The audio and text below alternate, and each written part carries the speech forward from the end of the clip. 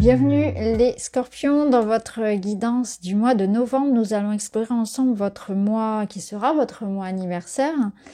Pour une majorité d'entre vous, en tout cas vous êtes dans cet espace période d'anniversaire. Donc j'allais vous dire c'est un espace de nouveau cycle. Et en même temps, vous m'avez sorti l'arcane 13 de la transformation. C'est la grande faucheuse là, qui s'invite pour vous avec le tarot de Marseille. Alors, on a des cartes qui sont assez fortes et c'est intéressant. Votre tirage, il me rappelle beaucoup celui des Gémeaux avec une énergie de boulet de canon.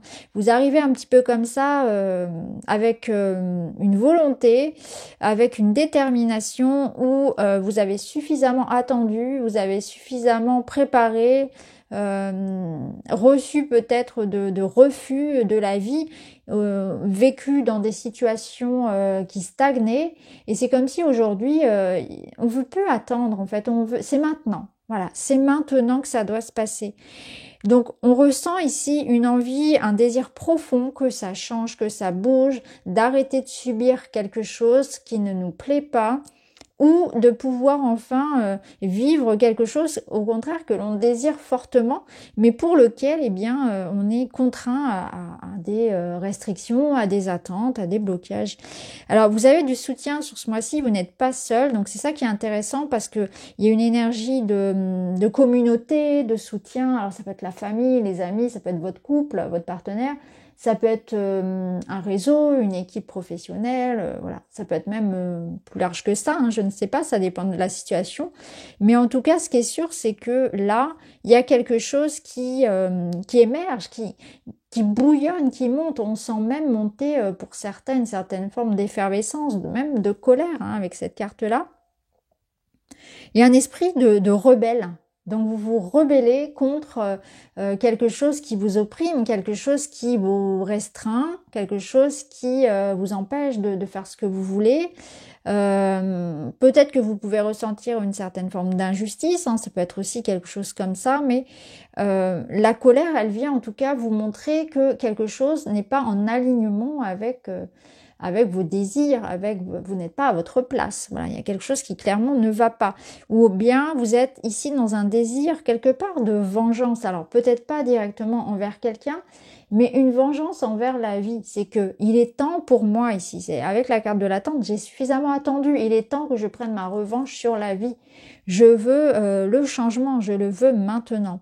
Le roi de coupe, il va venir vous apaiser, il va venir vous aider à faire face à toutes les situations.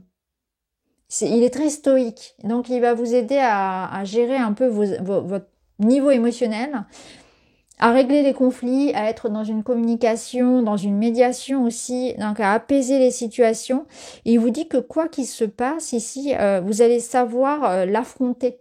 Donc c'est une énergie très importante et c'est bien qu'elle soit là dans une énergie face à celle de la colère et de la transformation, parce que ça nous dit bien que tous les changements, et avec la mort, c'est quand même des changements qui sont radicaux, les transformations dans votre vie, vous allez les vivre de manière plus zen, plus agréable, plus fluide en tout cas.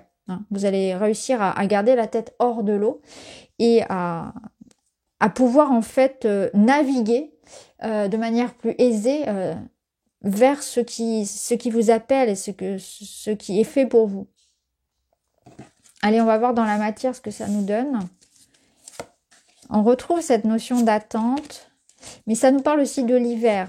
Donc, ouais. Ok, bon bah, oh là là, c'est fou comment ça se répond, les cartes se répondent entre elles. Alors, attendez, on va faire un peu de place. Oui, il y a bien une situation qui bouge pas trop là, et je pense que vous vous rebellez vraiment contre une attente ou un blocage. Vous avez suffisamment patienté, vraiment, c'est ce que je ressens. Alors, le 5 d'épée, il va venir, heureusement qu'on a le roi de coupe en énergie générale. Le 5 d'épée va venir un peu calmer ce 5 d'épée, qui aurait tendance à aller au conflit, qui aurait tendance à aller à la bagarre. Vous voyez, aller chercher ce qu'il veut, mais de manière un peu brutale. Et là, je pense qu'on ne vous conseille pas du tout de faire ça, ou alors on vous conseille justement de sortir d'une situation où vous êtes dedans, vous êtes face à un conflit. Moi j'aime bien dire le sac de vipère, vous voyez, c'est un nid de vipère, là il y a quelque chose qui est venimeux, il y a quelque chose qui est là, qui vous nuit, qui vous lasse, qui vous use à l'usure. Donc on voit qu'il y a comme une répétition de ça. Donc ça peut être une sorte de comme de harcèlement que l'on peut vivre au quotidien face à des situations dans lesquelles eh bien ça se tire dans les pattes, il y a de la concurrence, il y a des mots qui blessent, on n'est pas d'accord, on n'arrive pas à se mettre d'accord. Donc peut-être que le roi de coupe il intervient justement pour aider à trouver cette médiation, à mettre des compromis, des accords en place pour que ça puisse se faire. Et ça vous invite aussi à voir comment vous gérez votre relationnel dans le domaine de la matière pour pouvoir accéder à ce que vous voulez. Est-ce que vous arrivez comme un boulet de canon ou est-ce que vous arrivez avec un argumentaire posé, réfléchi, voyez, de manière à ce qu'on vous écoute et à ce qu'on vous donne ce que vous souhaitez, voyez. Donc là, c'est bien choisir ses mots, bien choisir sa stratégie de communication pour accéder à ce que l'on souhaite, mais aussi être attentif à la manière, bien sûr, où réciproquement on est traité. C'est-à-dire que on va pas rester dans des situations où on subit voilà des mots qui sont durs, de la critique, des conflits au quotidien, etc. Une situation dans laquelle on n'arrive pas à se mettre d'accord sur votre couple peut être cette personne extérieure, hein, ça peut être une personne de l'administration, par exemple, qui intervient pour régler la situation, notamment. Ce qui est sûr, c'est que sur la période de l'hiver, donc l'hiver commence donc fin décembre, d'ici là, ça va se résoudre. Mais l'hiver représente aussi cette notion quelque part d'attente. Et on a deux cartes qui sont quand même dans l'hiver. Donc on voit que ça représente vraiment cette symbolique de la froideur, de la stagnation, de quelque chose qui est stérile, de quelque chose dans lequel ça manque de joie. Ça manque de motivation, ça manque d'entrain, donc ça peut être votre situation professionnelle, ça peut être une maison dans laquelle on se sent pas bien. Et puis on voit bien que cette jeune fille, elle est comme ici, elle est dans l'attente, elle attend quoi? Que ça se concrétise, elle attend que quelque chose arrive et se fasse. Donc là, vous voyez, on a pour certains cette idée de j'en ai assez et j'ai vraiment envie ici de faire évoluer les choses, mais il faudrait pas pour autant tomber dans l'idée ici c'est toujours un peu œil pour œil, dent pour dent, quoi. De tomber non plus dans des stratégies qui pourraient nuire, en fait, qui pourraient nuire aux autres, mais aussi avoir un impact sur sur vous-même, en fait, hein, qu'il y ait des représailles juridiques, administratives ou financières derrière. Donc être attentif à ces communications, mais ne pas non plus être finalement la personne qui est blessée, ne pas rester dans cette énergie-là, bien évidemment. Alors dans le relationnel, alors la carte des plaisirs, elle n'arrête pas de sortir ce mois-ci, hein, je sais pas, elle est très importante ce mois-ci, donc ça nous parle de ça, d'une certaine forme, quelque part de compensation. On a envie de se faire plaisir dans sa vie relationnelle et personnelle, mais attention parce que c'est aussi une carte qui peut parler de tentation, d'énergie un petit peu volage, donc il faut, voilà, on a un pape qui vient quelque part vous rappeler ici à la morale et à l'éthique. C'est intéressant, c'est marrant comment les cartes se répondent. Ouais. Ok, alors il y a plusieurs degrés de lecture, bien évidemment. Je vais en proposer plusieurs. C'est intéressant, on retrouve d'ailleurs plusieurs ours. Hein. On a 2 ours ici. L'ours, c'est pour moi en tout cas, dans le domaine du relationnel, une énergie de personne très... comment dire, avec beaucoup d'amour à l'intérieur d'elle, mais qui n'a pas forcément la bonne manière de le partager avec les autres. Elle trouve pas forcément les mots, elle est un peu pataude, elle est un peu gauche dans sa manière de dire je t'aime. Peut-être même qu'elle ne le dit pas, mais elle va le montrer à sa manière. C'est des personnes qui aiment les gens profondément, vraiment, qui ont un cœur de guimauve, mais qui vont montrer autre chose, une autre facette d'eux-mêmes. Peut-être qu'ils vont se cacher derrière de l'humour, derrière de l'ironie, derrière une façade peut-être parfois même un peu froide, ou en tout cas qui ne démontrent pas facilement ce qu'ils ressentent. Et pour autant, ils ont beaucoup d'amour à donner.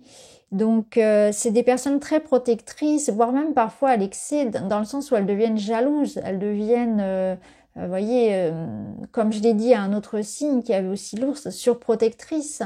Donc il est question d'une énergie un peu comme ça, où peut-être que ici on apprend une leçon quelque part de la vie en tant que parent ou en tant que partenaire, parce que on va nous remettre à notre place, à notre juste place, par rapport à l'idée d'étouffer l'autre. Donc il peut y avoir de ça une tendance à aimer tellement qu'on étouffe l'autre d'une manière ou d'une autre. En voulant l'aider, on l'étouffe. Après, ça peut être aussi l'idée qu'il faut être davantage dans cette ouverture de cœur et dans la démonstration pour que l'autre comprenne. Peut-être que l'autre, il a aussi besoin qu'on soit plus précis, qu'on soit plus démonstratif dans sa manière de dire je t'aime, de montrer notre amour et notre attention. Mais je pense que pour certains, vous êtes aussi dans des préoccupations qui ne sont pas forcément les vôtres. Et il me semble que je l'ai dit à la Balance.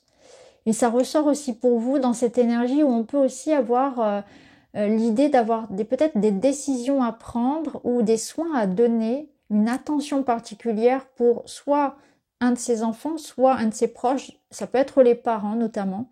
Peut-être qu'il y a quelque chose qui devra se régler autour de la famille, voilà, quelque chose que vous allez devoir prendre en charge et avoir quelque part un rôle de décideur, de leader dans ces choix familiaux, avec un désir, un besoin de prendre soin de l'autre ou de prendre des décisions pour cette personne, ou d'être préoccupé par la vie de cette personne, et encore une fois, et si ça reste sa vie, donc parfois on peut intervenir, on peut être présent, mais on peut pas toujours faire à la place de l'autre.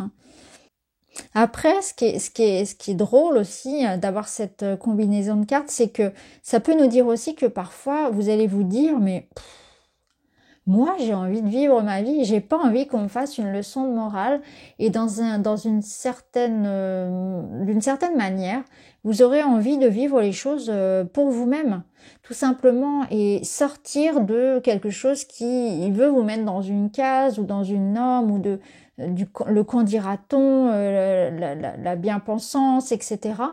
Vous avez une manière de vivre, une manière d'aimer qui est peut-être différente, et vous vous affirmez là-dedans. Vous vous détachez de ça, en fait, du regard des autres, du jugement, de ce que la société en pense, et de ce qui devrait être une certaine forme de normalité. Bien sûr, ça n'a pas beaucoup de sens aujourd'hui, heureusement. Alors, on termine avec la finalité du mois. Vous avez croix en toi, l'optimisme et le 2 de coupe. Bon, bah clairement, c'est très beau. Alors, c'est vrai que le pape, parce que là je vois le 2 de coupe, si je mets le 2 de coupe en amour, avec le pape, il peut s'agir effectivement de s'engager. Alors est-ce que effectivement tout se joue autour d'une question de je m'engage ou pas avec cette personne, je stabilise la relation, ou est-ce que je garde un petit peu d'espace de liberté? Ça peut être ça qui se joue aussi, mais avec un 2 de coupe, on est quand même ici face à quelqu'un qui résonne comme une âme sœur, face à quelqu'un avec qui on a une connexion. Donc il y a une connexion forte avec quelqu'un qui peut même aller vers un engagement, vers quelque chose qu'on officialise, qu'on régularise, je ne sais pas comment on pourrait expliquer ça, avec cette notion de responsabilité, encore une fois. Mais ce qui est sûr, c'est que voilà, là il peut être question d'un potentiel amoureux, affectif, mais c'est aussi l'idée d'aller vers un idéal qui vous correspond, d'attirer à soi les bonnes personnes, les bonnes expériences, vous voyez, ici on avait comme le soutien, les amis, etc. Donc on voit que vous êtes aussi dans une notion d'écouter votre cœur et d'aller vers ce qui vous appelle, que ce soit une personne, un projet, une manière de vivre, avec cette énergie de l'optimisme et la confiance en soi. Voir le verre à moitié plein, transformer le négatif en positif, s'ouvrir aux autres, s'ouvrir à la vie, s'ouvrir au bonheur et au choix d'épanouissement, au choix que l'on fait pour soi. Voilà pour vous les scorpions, j'espère qu'en tout cas ça vous parle. Je vous embrasse, à très vite.